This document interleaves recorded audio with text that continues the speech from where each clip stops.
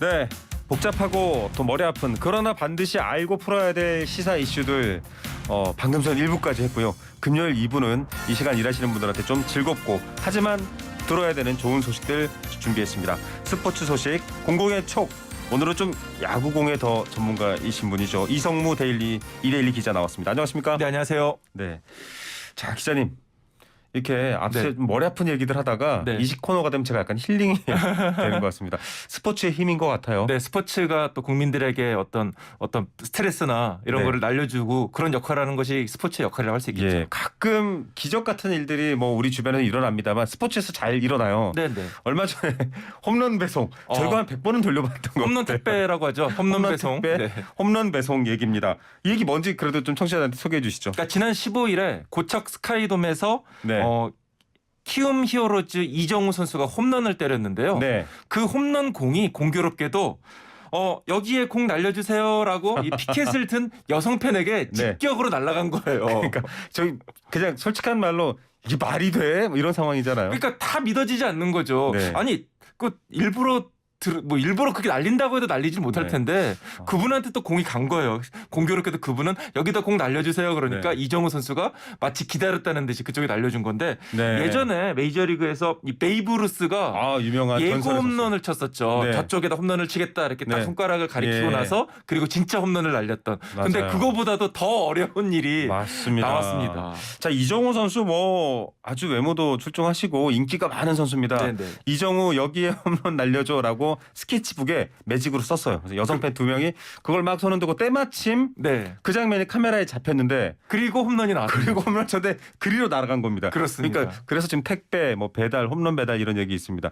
자, 이분들 때문에 야구에 좀 뭐랄까요? 지금 아직까지 좀 침체되어 있는 분위기도 좀 재미있게 바뀌는 여러 가지 에피소드가 되지 않나 싶기도 해요. 그렇습니다. 그분들이 그러니까 그 다음 날에도 이게 화제가 됐어. 굉장히 화제가 됐기 때문에 네. 그 다음 날에도 또 야구장을 갔어요. 네. 그러니까 키움 히어로즈가 이분들을 수소문을 한 거죠. 네. 그리고는 이분들이 원래는 외야석에 앉았는데 네. 여기 다 1등석 예, 최고급 업그레이드. 좌석에 딱 자리를 주고 또 네. 이정우 선수는 직접 이 배트에다가 사인해가지고 선물 주고 네. 굉장히 훈훈한 장면이었고요. 그 이후에 고척돔 외야석에 네. 전부 다 팬들이 스케치북에다 그렇게 된다니까요. 이번엔 여기다 주세요. 이렇게 네. 여기다 주세요. 이렇게 스케치북 열풍이 불고 있습니다. 마치 옛날에 이승엽 선수가 홈런 칠 때 네. 잠자리채를 들고 나왔던 것처럼 맞습니다. 지금 스케치북이 지금 고척돔에서 굉장히 중요한 아이템이 됐습니다. 예, 야구가 여러 또 불미스러운 일들 등등등해서 조금 팬들의 외면을 받는 상황이었는데 이런 기분 좋은 정말 미라클 기적 같은 일들이 야구 팬들에게도 좀 새로운 활력이 되면 좋을 것 같고요.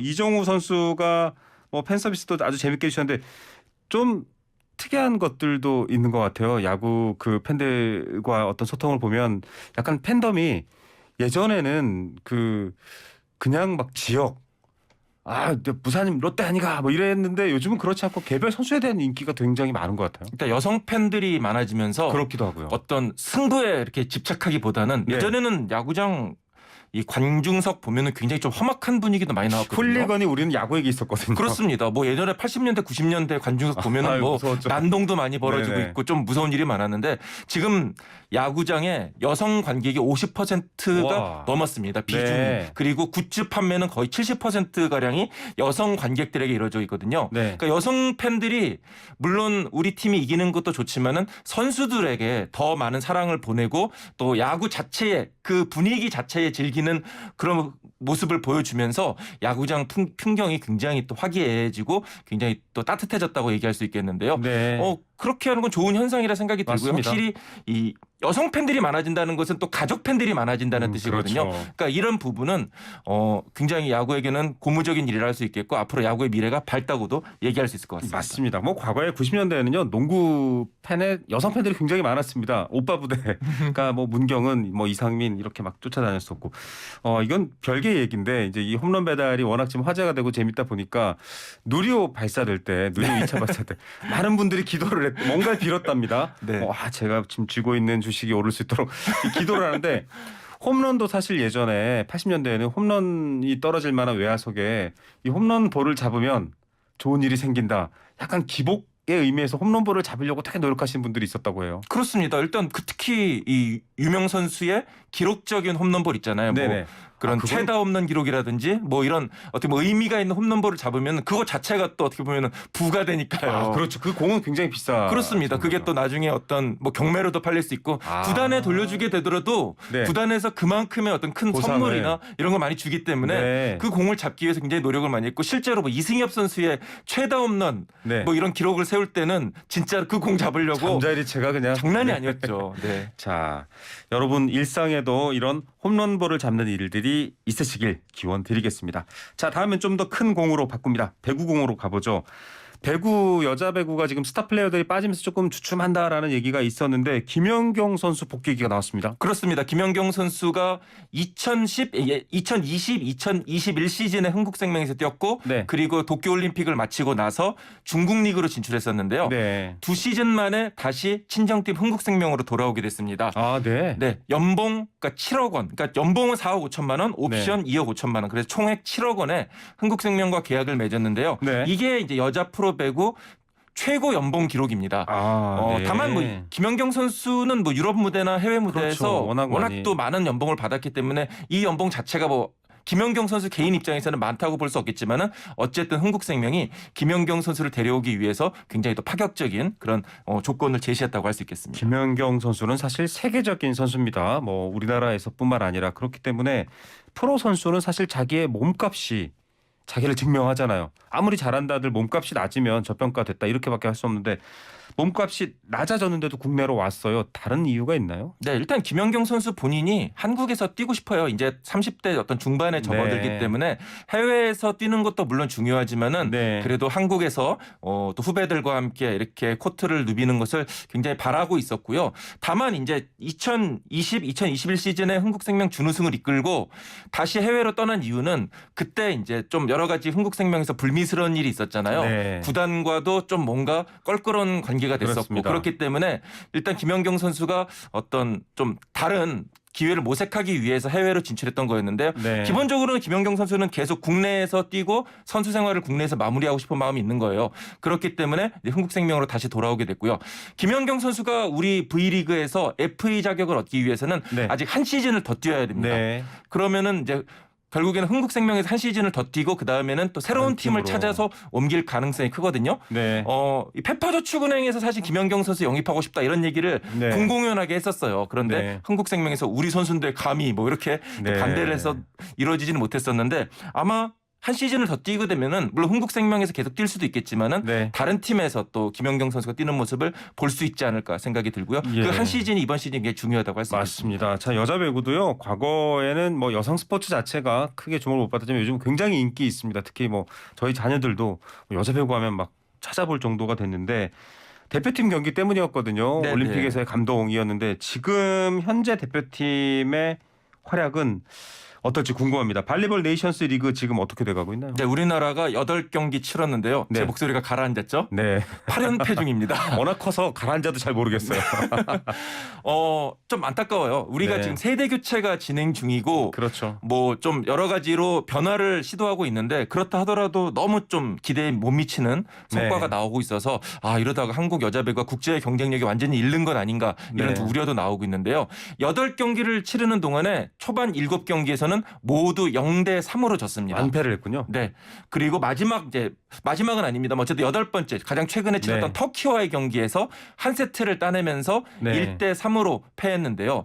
아직 우리나라가 승점 1점도 따내지 못했어요. 그러니까 네. 배구는 2대 3으로 져도 승점 1점이 나오거든요. 근데 네. 한 번도 2대 3으로조차 진 적이 없었기 때문에 네. 아직 우리나라가 전체 참가국 16개국 가운데 유일하게 승점이 없는 상황입니다. 당연히 순위는 최하위고요. 예, 이런 침체를 좀 극복할 수 있는 방안 어쨌든 국내에서 시작돼야 될 텐데 김연경 선수 들어왔기 때문에 뭔가 국내 여자 배구에 대한 관심도 높아지고 또 선수들에 대한 관심도 높아지면 다시 좀 내공에 올라가지 않을까 이런 기대해도 될까요? 네, 일단 대표팀 자체는 세대 교체 중이기 때문에 네. 조금 장기적인 안목으로 기다려야 한다. 기다려야 될 것 같아요. 지금 대표팀에 보면은 2000년대 이후에 태어난 선수가 8명이나 되거든요. 네. 그러니까 사실은 조금 더 강한 대표팀을 만들 수도 있었어요. 뭐 네. 표승주라든지 뭐 이런 기존의 대표팀 선수들을 또 보강할 수도 있었는데 네. 이제 좀 젊은 선수들로 세대 교체를 하기 위해서 일부러 좀 심지어 소속팀에서 주전도 아닌 선수인데 이제 장래성을 보고 뽑은 선수도 있거든요. 네. 그런 어떻게 보면은 조금 이제 시행착오가 필요할 것 네. 같고요. 게다가 이번 대표팀 같은 경우에는 이 세자르라는 새로운 감독이 지금 맡고 있는데 이분이 이제 터키에서 프로팀을 맡고 있어요. 네. 그래서 터키 이제 소속팀을 맡고 그 일정을 마치고 대표팀에 이제 뒤늦게 합류를 했거든요. 네. 그러니까 해외로 떠나기 앞서 3일 전에 우리나라에 들어왔기 때문에 선수들과 손발을 맞출 시간이 없었어요. 그러니까 네. 지금 경기를 치르면서 이 감독과 좀 선수들이 파악해가는. 손발을 합치고 있고 그 팀워크를 만들어가고 있다. 이렇게 보면 좋을 것 자, 같습니다. 여자 배구 대표팀 성적에 혹시라도 실망하는 팬들이 있으시다면 성장통 중이다라고 이해하시면 될 것 같습니다. 자, 이번엔 발로 갑니다. 축구 소식인데요.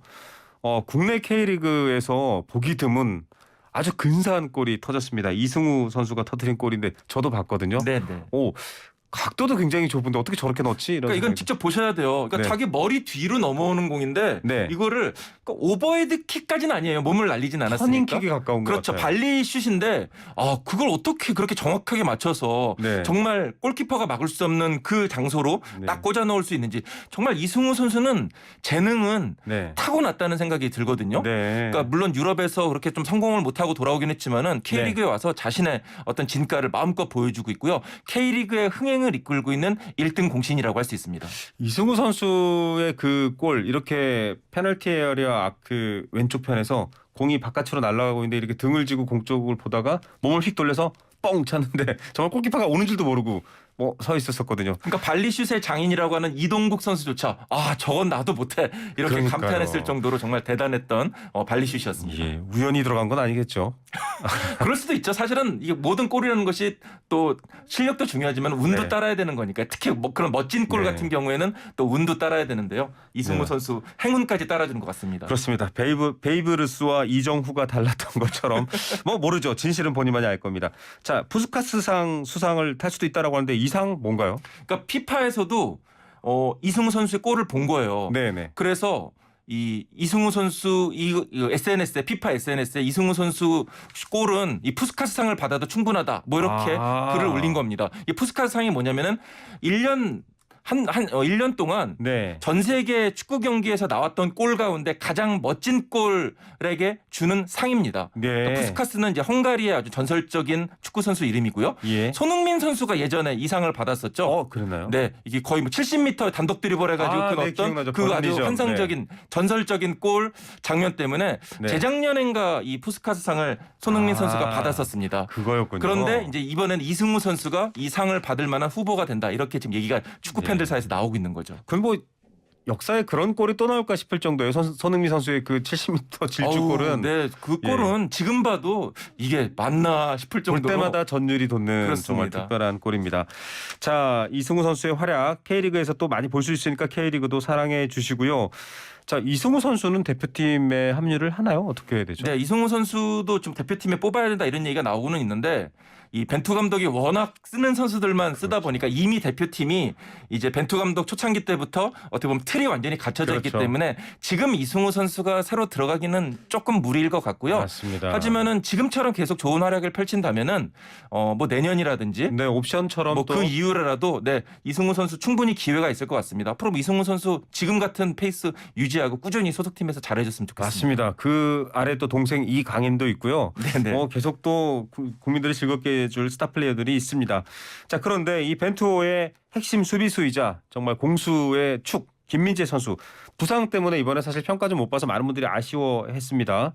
지금 부상은 잘 회복되고 있나요? 네, 부상은 지금 잘 회복되고 있고요. 뭐 다음 9월에 A 매치가 열리는데 9월에는 뭐 충분히 나올 것으로 기대가 되고 있습니다. 네. 김민재 선수 지금 전 세계 유수의 빅클럽에서 그렇다고요. 영입하겠다고 지금 굉장히 경쟁이 치열하거든요. 네. 그러니까 손흥민 선수가 속한 토트넘 얘기도 나오고 있고 네. 또 잉글랜드 프리미어리그 에버튼 그리고 뭐 최근에는 이탈리아의 명문팀 인터밀란 와. 나폴리 이런 팀들에서도 김민재 관심을 가지고 있다 이런 네. 얘기가 나오고 있어요. 그러니까 이 나오는 팀들 이름만 놓고 보더라도 정말 후덜덜하다 이렇게 표현할 수 네. 있는 것 같고 김민재 선수 지금 아주 행복한 고민을 하고 있을 것 같습니다. 맞습니다. 사실 수비에 있어서 이 걸음이 빠른 하지만 키와 체격은 훌륭한데 걸음이 빨라서 이 공격수들이 굉장히 애를 먹이는 출중한 실력이 있다라는 평가들을 많이 했는데 이런 것들이 해외에서도 지금 먹힌다 이렇게 봐야 되겠군요. 그렇습니다.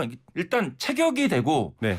기술이 좋고 게다가 발까지 빠른 그렇죠. 그런 수비수는 전 세계에 이번 진짜 드물어요. 맞아요. 이번 평가전 보신 국민들 그랬을 겁니다. 저 자리에 김민재가 있었으면 걷어냈을 텐데. 막 그렇습니다. 이랬었을 거예요. 그러니까 벤투 감독의 전술이 어쨌든 뒷공간이 많이 열릴 수밖에 없거든요. 그렇죠. 수비 라인이 앞으로 올라오기 때문에 그렇죠. 그 뒷공간을 커버하는 역할을 김민재 선수가 하는 거예요. 그러니까 김민재 선수가 있고 없고에 따라서 우리 대표팀 경기력이 정말 차이가 많이 난다는 것을 이번에 느낄 수가 있었죠. 이번에 뭐 이적을 하게 될 가능성도 있겠네요.